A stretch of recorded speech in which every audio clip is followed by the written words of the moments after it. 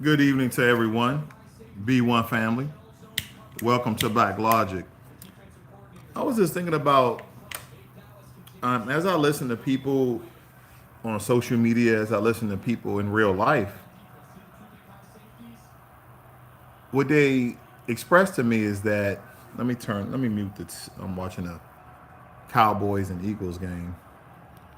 Hope the Eagles win. I'm a Giants fan, but we ain't going nowhere. But as I listen to people in their conversations about their life and how life is essentially boring, and traveling, experiencing new adventures, new smells, new flavors. This life is an experience, and I'll constantly listen to people state that how life is boring. I just realized that life is not boring. You are, right?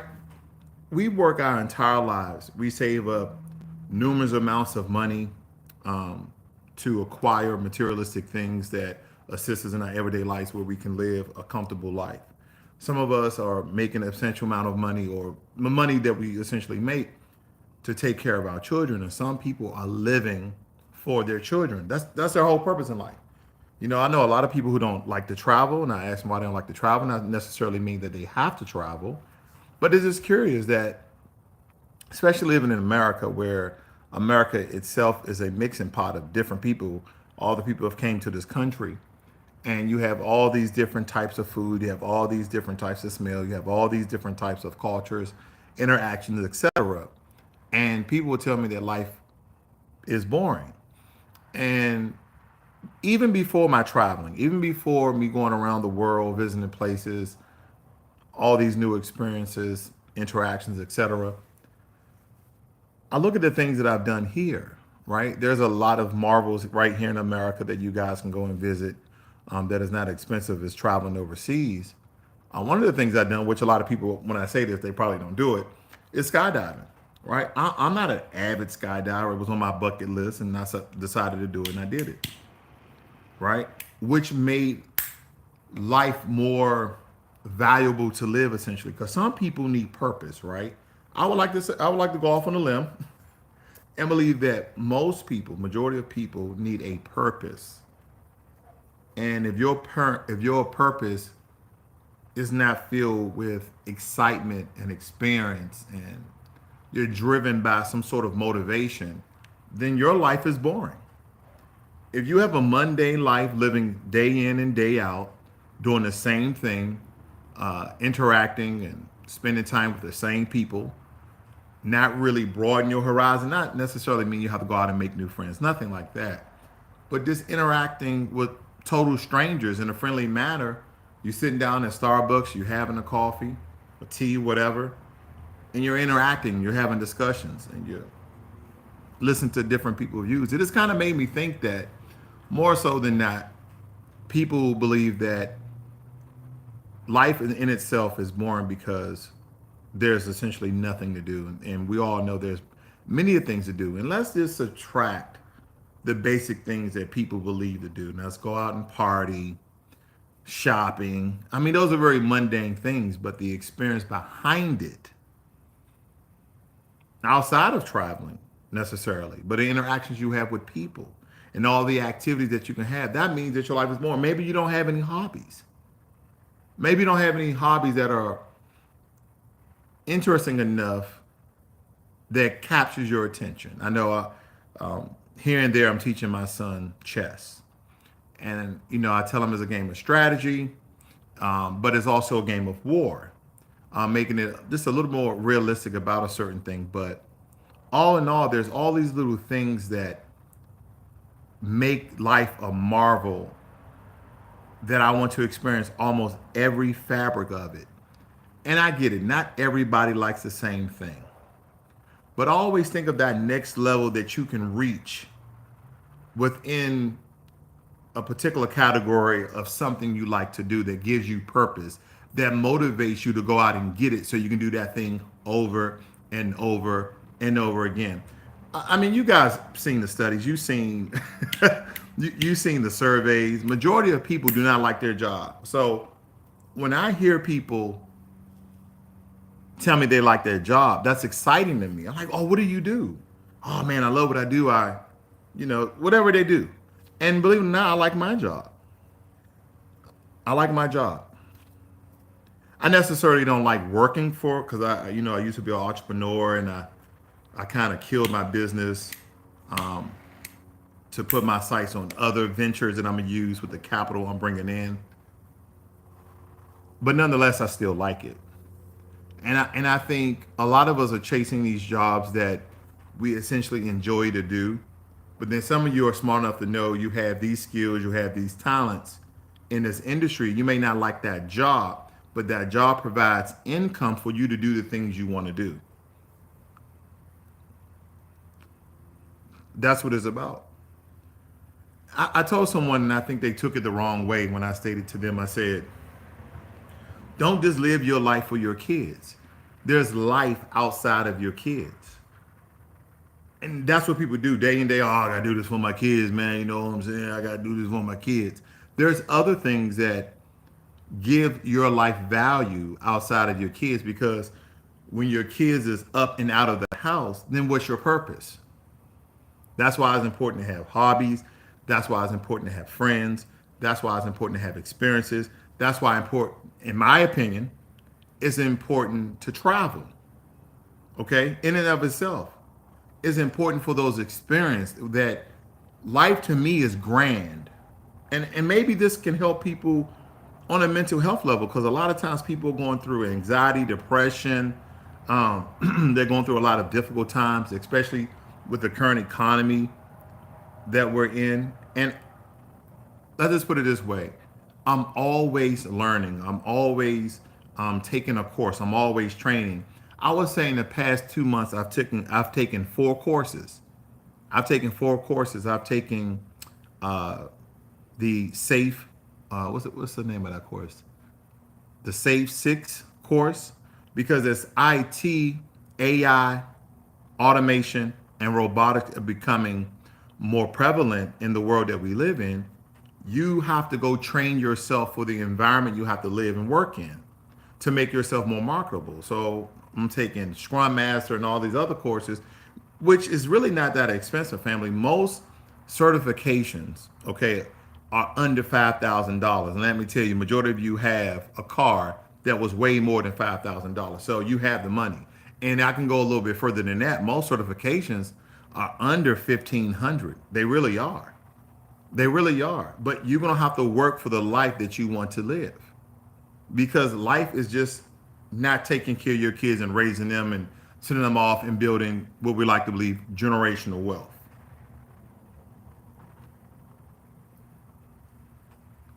Life is not boring. You are. Life is not boring, family. You are. And that's fine. And you guys know who I'm referring to. It may not be you per se who are listening, but some of you, this may hit you in a particular way because should you build generational wealth, and what is generational wealth? Now, everybody's going to have their own definition of generational wealth, and whatever that is applicable to your life, I'm not the one to tell you that you're wrong. But I will say that generational wealth for me is leaving my son, their son, not necessarily both, but one of the two, something tangible that they can take, nurture, and grow, and maybe double that for the next generation or so. That's generational wealth. And most of those things are tangible things. Now, some people may disagree with a car, but maybe you have an old school that's worth 30,000 right now. You just keep that in the garage. That's generational wealth. That can put somebody up where they can position themselves to buy a house. They can position themselves to start a business or fund a business. So, but a house is number one on my list of leaving something for my children or a child, whoever is most deserving. I won't say most deserving. That's kind of favoritism. I would say who is most needed, or maybe I just divided, third, a third, and a third. I don't know. But the point is that a lot of us are trying to accumulate great amounts of wealth to live to our children. And if we put that same spirit, if we put that same energy inside of our children, when do people begin to enjoy their life? Right? Now, not all of you, but some of you, may feel like there's this omen, there's this pressure, there's a conviction that you need to leave whatever society tells us to leave. Now, I do agree with a certain aspect that you should leave something, right? $10,000. And some of you are like, $10,000? $10,000 ain't nothing. Yes, it is. It's more than what they had before. And believe me, there have been a lot of millionaires who had $10,000 to start off with. And they just made the right decisions with that money.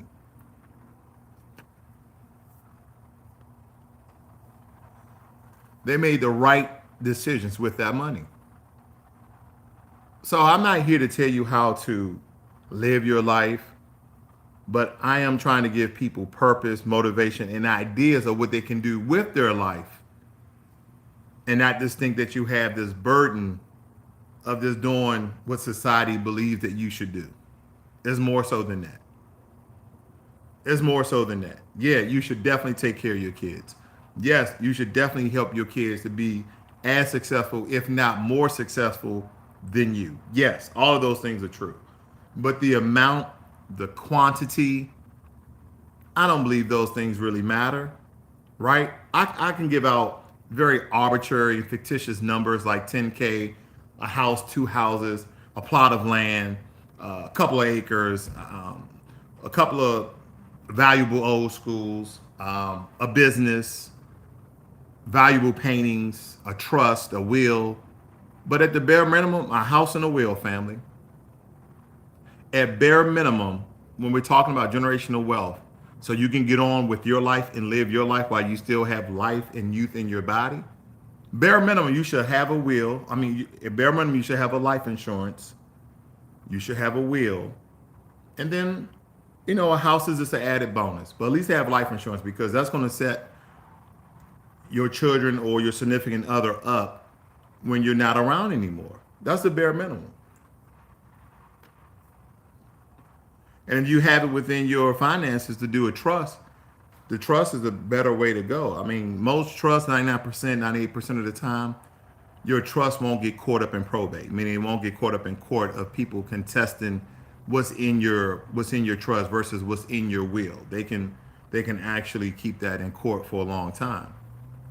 But life is not boring. You are.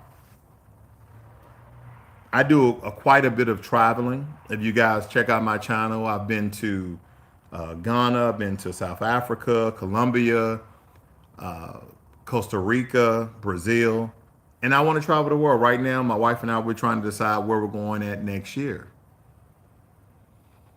She had gave me a whole list. I will look at it, but I'm using my phone. But I know a couple of places was Japan, Mauritius. I think Mauritius in Southeast Africa, near South Africa, if I'm not, or is Mauritius an island off of Africa? I forget.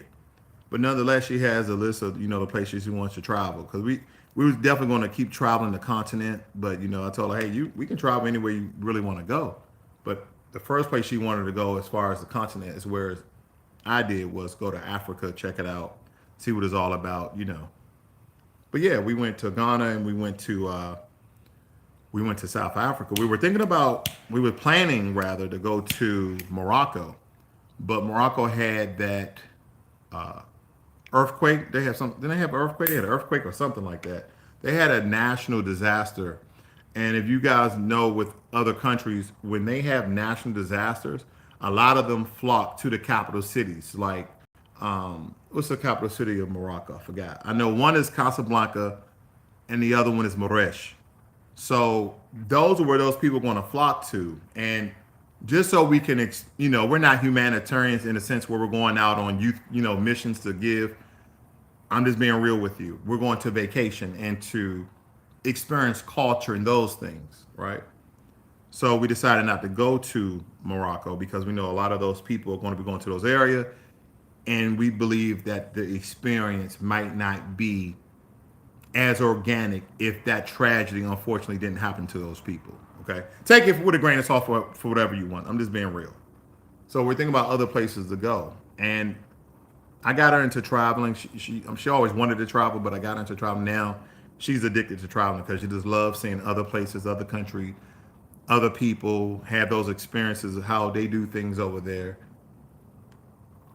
But life is not boring, family. You are. Would it some people work their ass off for a very expensive car. Let me say that again. Some people work their ass off for a very expensive car. And I'm here to tell you that's okay. As long as everything else is in order with your life. You know, we talked about generation wealth very briefly. But if you want a very expensive car and you can afford it, go and enjoy that car.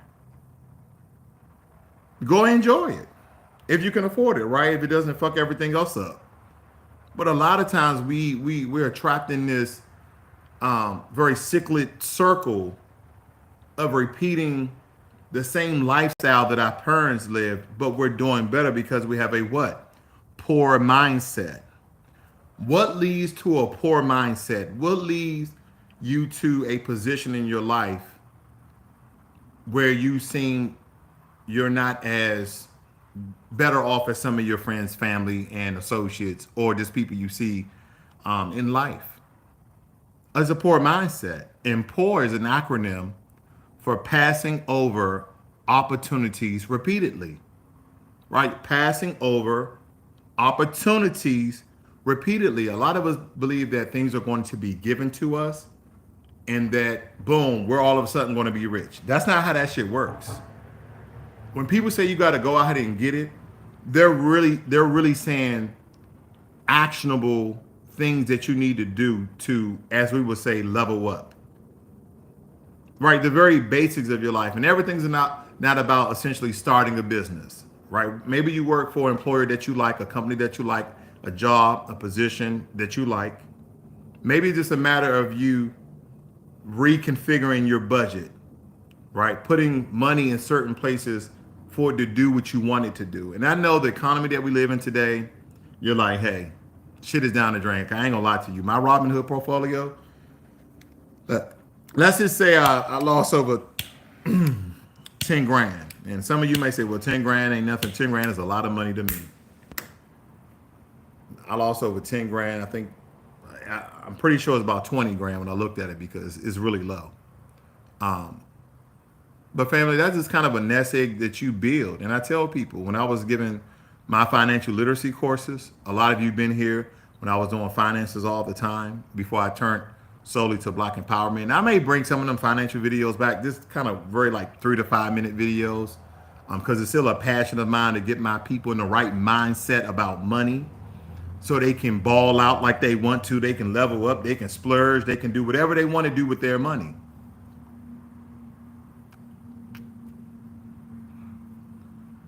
Because here's the thing, anything that somebody say they're going to get for you, and that's outside of a friendship, that's outside of a family, and even with those, they come with contingents. They come with, what you call it, stipulations.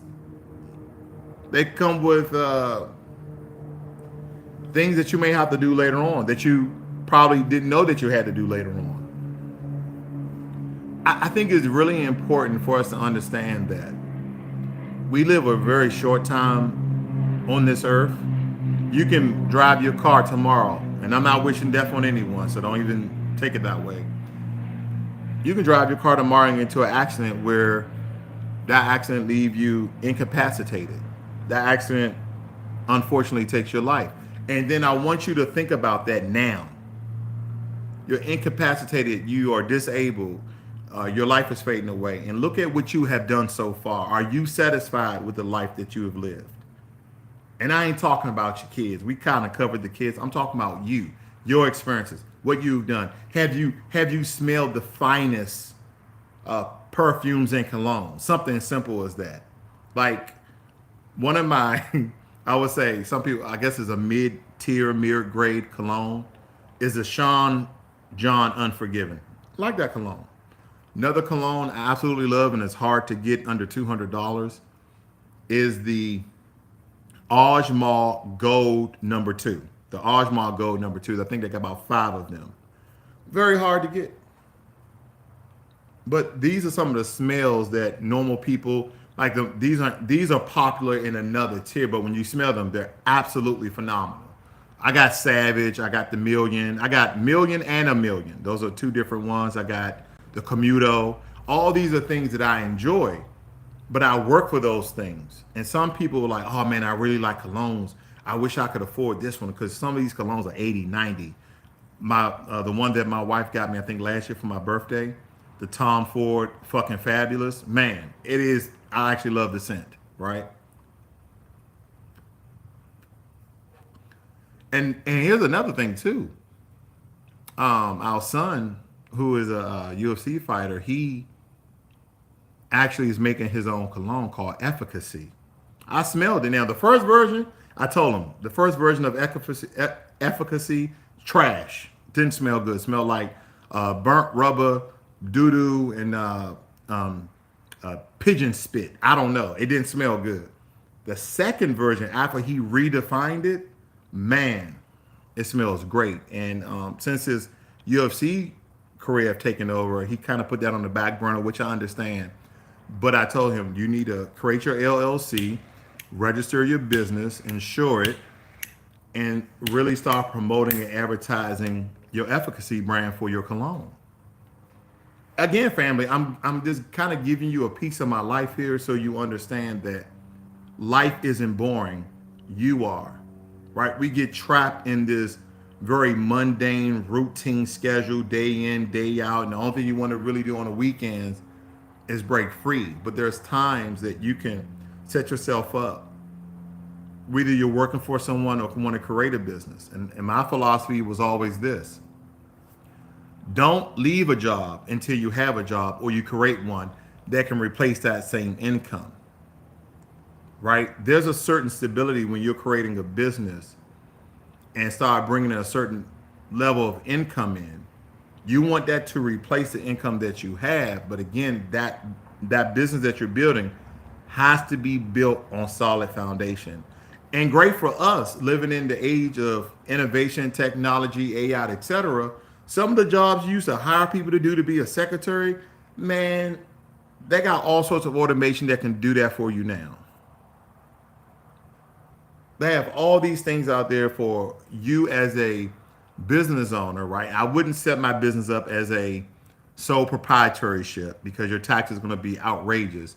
You always want to make it a multi-member LLC or S corporation or something like that. But nonetheless, that means you got to have at least two people that's part of the business.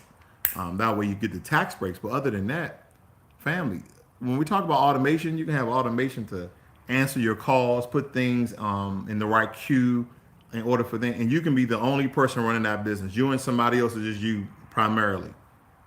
But you got to put in the work. And here's the thing about entrepreneurship. Somehow someone sprinkled gold dust on entrepreneurship like that shit is easy. No, it's not. Most businesses that start off, I forgot there's some crazy number, but over 50% of the businesses do not last 5 years. But people would, I just started my own business. And believe me, I'm a big supporter of people starting their own business.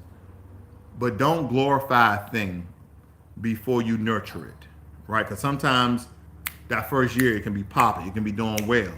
But you got to keep at it. Most entrepreneurs work 12 to 16 hours a day, right? Whether it be behind the scenes, building platforms, interfaces, websites for your business, making business calls about connections, about what you need to acquire, what you need to do, building relationships, advertising, marketing. There's just so many things to do. And the reason why people like entrepreneurship is so they can have the freedom of doing these things when they want to do it. But let me tell you, you got to do it all the time. Life isn't boring, family. You are. When I went to Brazil and I got a chance to see, I see Jermaine Anderson, I see you, David Crowley. Nice to see you again, brother. When I went to Brazil and we went through the favelas, that's the ghettos in Brazil. Me and a buddy of mine, we was going through the favelas, man. And when you see how other people live in the world, I'm not crying. I just got smoke in my eyes, so I'm not tripping. I just got a cigar smoke in my eyes. But We saw how they live and the conditions that they live. And let me tell you, we are some blessed people here in America. Black Americans, we're blessed. We're blessed. But we should still be striving for what you like to enjoy. I'm just keeping it real because I think a lot of times people need to know that life is greater than their apartment. Life is greater than their house. Life is greater than your neighborhood community. Life is greater than your state. Life is greater than this country. And there's a lot of things to do that you can be striving for, that you can be working for. Because let's be realistic. Unless you absolutely, outrageously, unabdubably love what you do for a living that brings in, money and pay for your bills, etc. Most of us just want to go to a beach, kick up, relax, chill, have some of your guilty pleasures in life.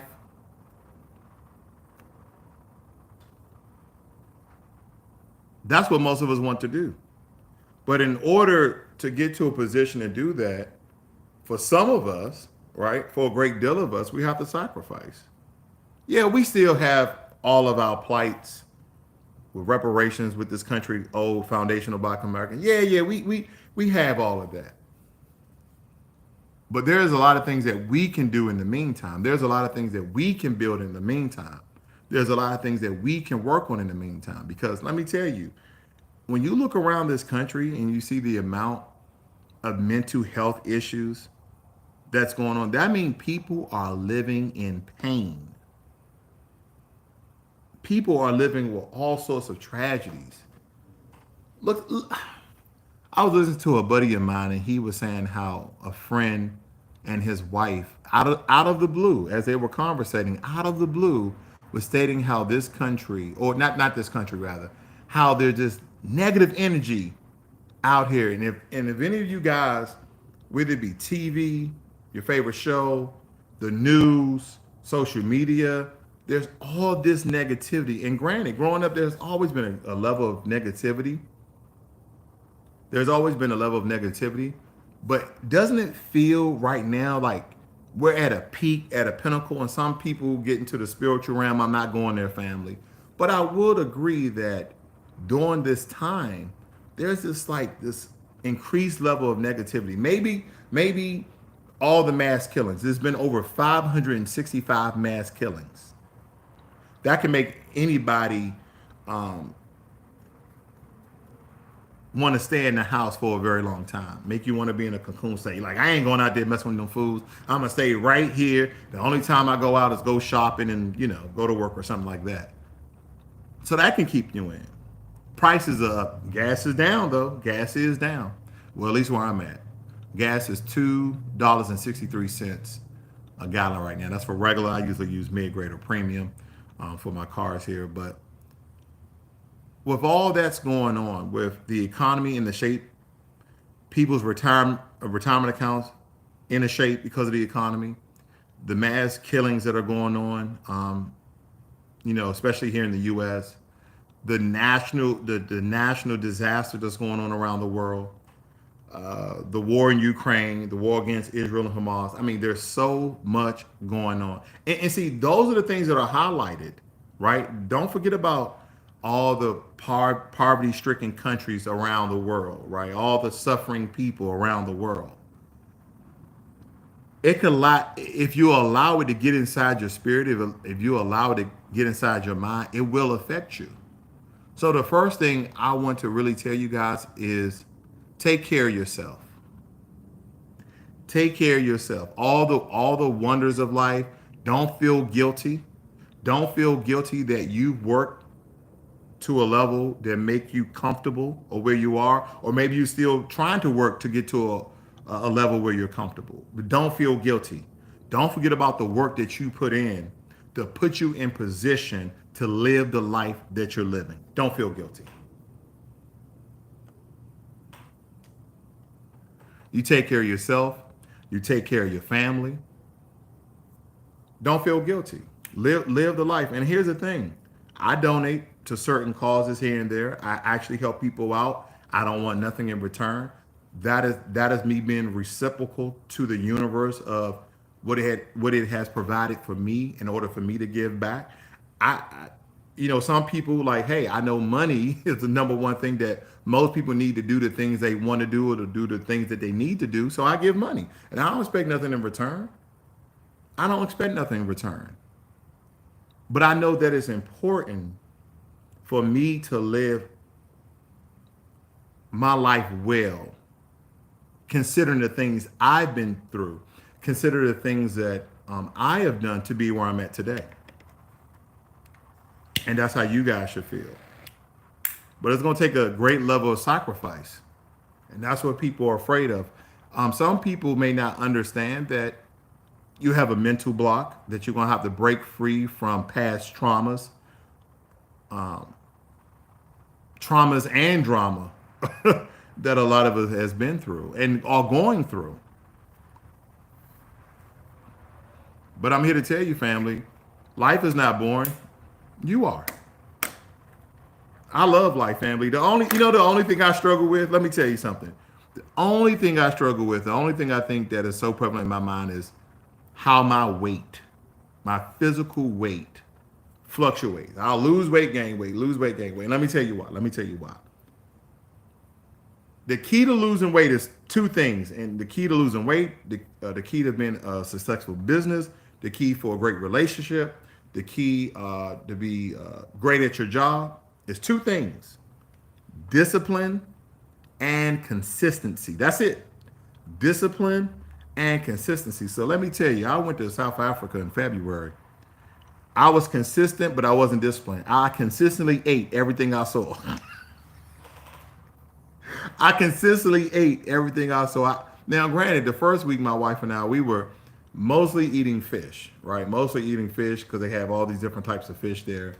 But we got it in, family. I ain't gonna lie. It should have been like a food tour, a food vacation. But there's some good food in South Africa. I will say that. But again, that's one of the joys of life. And we work out and shit like that. But that's one of the joys of life. And I want to encourage you all. If some of you have never traveled outside the country, make sure you got a couple of places that you want to travel, and make a goal out of it and put milestones in it, right? Maybe you want to go somewhere next year. A lot of people, for some reason, they want to go over to Italy and Spain. And let me tell you, a lot of them places that you see on TV, yeah, that's the Eiffel Tower. But right below the Eiffel Tower, there's a bunch of trash. I've been to Paris. I've been to London. You can see Big Ben. You can see forgot the name of that bridge. Yeah, I went to the Versailles Palace. I saw the crown jewels. I saw all that. But it was just like, once you see it, it's kind of like, right, you've been to a museum, right? You can see it, but you can't touch it. Just go on the internet and watch it. Really go someplace and really do something that you really want to do. I think the Eagles just beat the Cowboys 28-23. I got Jalen Hurts on my fantasy football. But yeah, family, life is not boring. When I'm looking at these guys, they show him the owner of the Eagles, right? He owns the Eagles. He's watching the football game. He's being entertained. He's a billionaire. He probably has a yacht, his own plane, big houses. He got houses everywhere. He's living a great life, right? And I don't have none of that. I don't have a yacht. I don't have a plane. But I, too, know that I'm living a great life. Could I live a greater life? Sure I can. Those things interest those people, right? But you need to have milestones, these little points that's on the path to your goals, right? These little small achievements on the road to your major goal. Some of your goals are, I want to buy a house, right? Very, very simple, very basic. But believe it or not, family, I'm from Washington, D.C. I never thought I would own my own house. And this is my fifth house. I never thought I would own like house that I live in. I never thought I would own my own house. Because growing up in D.C., majority of us lived in apartments. Now, granted, There's a growing up, there was a lot of black people who lived in houses, right? They were definitely doing a lot better than we were. But for me and my community, I never thought I would, live in a house, let alone own a couple of them. But you need to make milestones, those points in life where you know that you're on the right track to fulfilling your goals. Some people like to go to a higher realm, right? They want to speak very spiritually about. I tell people this all the time, and a lot of you may disagree. Let me know if you disagree in the chat. Do you believe that you live your life to be an extension of a spiritual body? Think about that. Live your life to be an extension of a spiritual body to do just that. While everybody around you are enjoying, I'm gonna say it just like this. They are enjoying these worldly things, right? They got this new Ferrari, and you're like, oh, that's cool, but let me go pray. And I'm not saying don't pray. I'm not saying that. I'm just saying that a lot of people, they tend not to achieve their goals. They tend not to make large goals because they have this spiritual grounding, so to speak, that these worldly and materialistic things don't equate to being ascended or being saved, so to speak. And I agree to that. But why can't you do both? You get what I'm saying? Don't let your spirituality cap how you live your life. Don't let your spirituality limit how you live your life and at the level that you want to live your life. Whether you Christian, Muslim, Hinduist, Mormon, Muslim, did I ever say that? Spaghetti monster. They got all these. There's over 2,400 religions. But a lot of times when we get in these mundane routines and we put a spiritual cap on it, it kind of convicts us to be a certain way all the time. And believe it or not, for some of us, it limits the way that you want to live your life. And I'm not saying go out here and do drugs and sleep with everybody. It has nothing to do with that. I am saying do the things that you want to travel. You want to build your own old school. You want to build your own house, like literally build it with your hands or with some assistance, right? There's all these things in life that I think that we don't really think about that we can do, but it takes a level of discipline and consistency. Because even within discipline, there's one thing that coincides with discipline, and I stated before: sacrifice. Every person who is disciplined is sacrificing. Every person who is disciplined is sacrificing, because if they wasn't disciplined, then they wouldn't sacrifice. I give you an example. Let's say you say to yourself, I want to save $20,000 so I can put a down payment down on a new house next year. I'm going to save $20,000, or I say I'm saving $20,000 for 2023. So next year, when the market is a little bit better, or shit, this next year period, I'm gonna go out and put a down payment of $20,000 on my house that I want to build or that I want to buy in this neighborhood. But because you're not disciplined, and if you're not disciplined, you can't sacrifice. You're going to continue to buy from Amazon, Temu, Wish. You're going to go out and buy all these things all these materialistic things that you want. But the one materialistic thing that you want, you're not disciplined enough to save for in order to buy. Aren't you tired of them complaining about you with the loud music? Aren't you tired that the apartment people say you can't have a grill, right? Just to name a couple of them.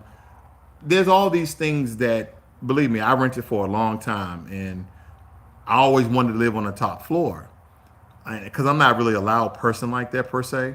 So I never got any complaints. But when I lived on the bottom floor, people walking over your head, people being loud, music vibrating through the floor. Oh my God, I just didn't want to go through that anymore. Right. So my goals changed, my milestones changed. So I had to start being disciplined and sacrifice some things, and with that, be consistent. I talked about, especially when I was on finance, I went over and over again with creating a budget. One of the most basic things that you can ever do. The amount that you have coming in to your bank account versus the expenses of the money that you have going out, and for the reasons. It kind of gives clarity to your life. Like, how do I spend my life? Okay, well, I'm looking at my budget here. I got $4,000 that's coming in every month. Okay, I don't have anything here. I'm just making this up. I get $4,000. My rent is $1,000. So that's already 1/4 of the amount of money I make in a month. Then I got Netflix. I got Netflix. I got Apple TV. I got Prime. I have HBO Max. I got Cinemax. I'm not saying me. I'm just saying people in general. You got regular cable in your neighborhood. You got Wi-Fi. You got your cell phone bill. You got your electric bill, your gas bill, your water bill, renter's insurance or house insurance and property. You get what I'm getting at, right, family? All the bills that you have coming in every single month and year. And what a budget does, it gives you clarity of the amount of money you're spending every month, every year, and where your money is going. And then you realize, well, damn, I didn't know I went out to eat 105 times last year that equated to $5,000 in food. I didn't know that. I didn't know that going out 105 times, right, whether it be Chick-fil-A or a steak place, I spent over $5,000. So what if I decrease that to I go out or I eat out once a week, and or I go out once a quarter or once every 2 months, whatever it may be, or you only go out during someone's birthday or holiday or something like that, right? You're going to decrease your expenses exponentially. So instead of spending $5,000, maybe it's $500. You get what I'm saying? Now you're at $4,500 saved. And I'm kind of giving you these mediocre numbers so we can comprehend the math very easily to say, and a lot of you guys' expenses is a lot larger than that. But you can see the amount of money that you can save because all this equates back into you living your life the way you want to live your life, having the financial resources to do the things that you want to do, thus your life not being boring as hell. Your life not being boring as hell. Like, I just downloaded Modern Warfare 3. And I played a little bit of it. After I got killed twice, I was like, okay, take a break. And then I have the Star Wars, the new Star Wars game. I beat the first one. This one, I'm stuck on this part. Why am I saying this? Because I enjoy life. Every now and again, I enjoy a nice cigar. Not great for my health. I don't advise anybody, hey, if you enjoy a good cigar, then so be it. If not, listen. We all have our guilty pleasure, so to speak. Some people got a sweet tooth. I eat sweets, but I'm not big on sweets like that. But we have all these little guilty pleasures in life. Some of you got your favorite juice, your favorite beer, your favorite drink, your favorite video game, etc. You get the point where I'm getting at. But all that is revolved around two things: not having a poor mindset and being disciplined and consistent. That's what it's about, family. Our life is born because we made it that way. I will forever tell you, the life, not everybody, don't hold me to this, not everybody. The life that you live is the life that you worked for. See, I can throw in a lot of barriers. I can throw in a lot of roadblocks. I can throw in a lot of things that we can both bring up and state this limits me from doing a particular thing. But then I can also give you a counter story of someone who looks like you, who come from the same neighborhoods as you, that's doing 10 times the things that you're doing, and they're not coons, and they're not Sambos, right? They're upstanding people of the society. They're intelligent black folk. They're on their purpose. They're on their grind, and they're consistent in their discipline.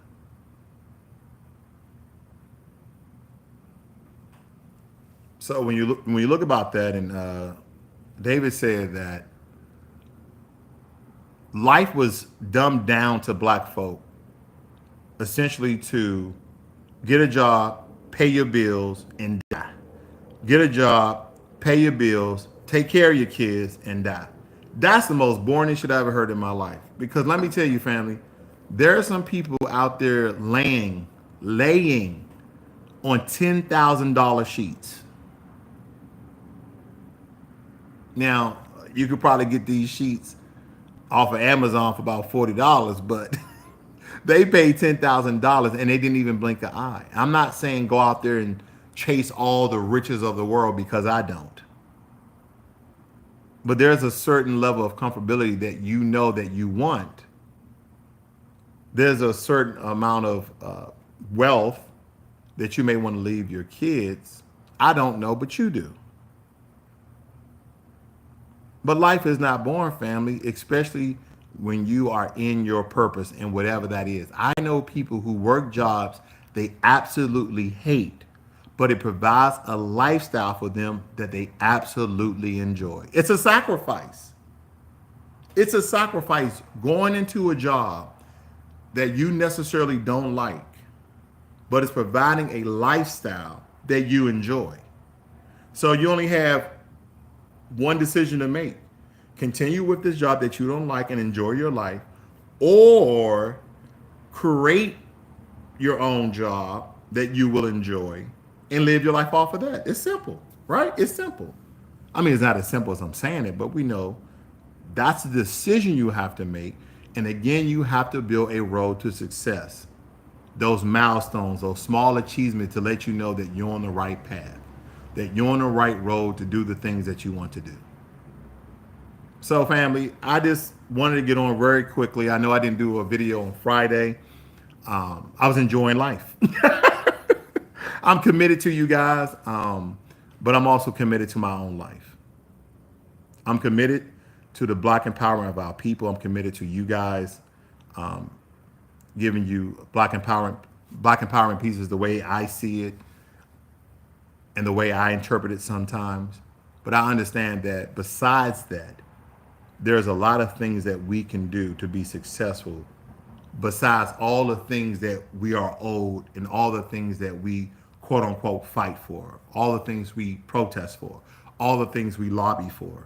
There's still things that we can do to be successful. Why all these other things are going on. We are a beautiful, intelligent, and wonderful people. And not for one moment ever regret the life that you can build for yourself and for others. So do not let your life be boring. Give your life meaning, give your life purpose, inspire yourself when nobody else will inspire you, and continue to do the things to put you in a place where you can do what the hell you want to do, because that's all anybody and everybody wants to do, is to do what they want to do when they want to do it, family. You guys have a great evening. Be one.